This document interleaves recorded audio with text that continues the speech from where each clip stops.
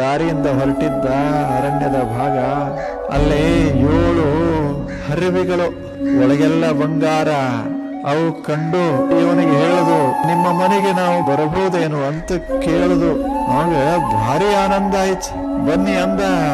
ಇವು ಏನು 7 ಬಂದು ಯಾರೇ ನೋಡ್ತಾರ ಬಾ ಅಂತ ತಾನು ತನ್ನ ಹೆಂಡತಿ ಎಲ್ಲರೂ ಕೂಡ್ಕೊಂಡು ಬಾಗ್ಲ ಹಾಕಿದ್ರು. ಅಲ್ಲಿಗೆ ಆನಂದ. ಹೊರಗೆ ಒಳಗ 7 ಹರಿವಿ, ಒಂದು ನಾಣ್ಯ ಸಹಿತ ಹೆಚ್ಚಿಡಂಗಿಲ್ಲ, ಹಂಗ ತುಂಬಿದ್ದು.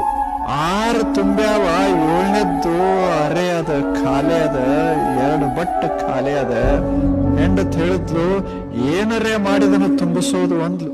ಮುಖದ ಮೇಲೆ ಕಳನೆ ಹೋಯ್ತು. ಅವಾಗ ಮಹಾರಾಜಗ ಸಮಸ್ಯೆ ಆಯ್ತು. ಯಾಕೋ ಈ ಸ್ವರಕ್ಕೋತ್ ಮೊದಲು ಎಷ್ಟು ಆರಾಮಿದ್ದು ಹೋದ ವರ್ಷ, ಏನಾಗ್ಯದ ನಿನಗ ಅಂದ. ಏನಿಲ್ಲ ಮಹಾರಾಜರೇ, ಒಂದು 10 ನಾಣ್ಯ ಕೊಟ್ರೆ ಸ್ವಲ್ಪ ಈಗ ಪ್ರಪಂಚ ಚಂದ ಆಗಬಹುದು ಅಂದ. 10 ನಾಣ್ಯ ಕೊಟ್ಟ.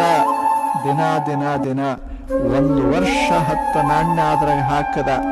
ಆದರೂ ಅದು ತುಂಬಲಿಲ್ಲ. ಯಾಕೆ? ಅದು ತುಂಬಾಕ ಬಂದಿರ್ಲಿಲ್ಲ, ಇವನು ಮುಗಿಸಾಕ ಬಂದಿತ್ತದ.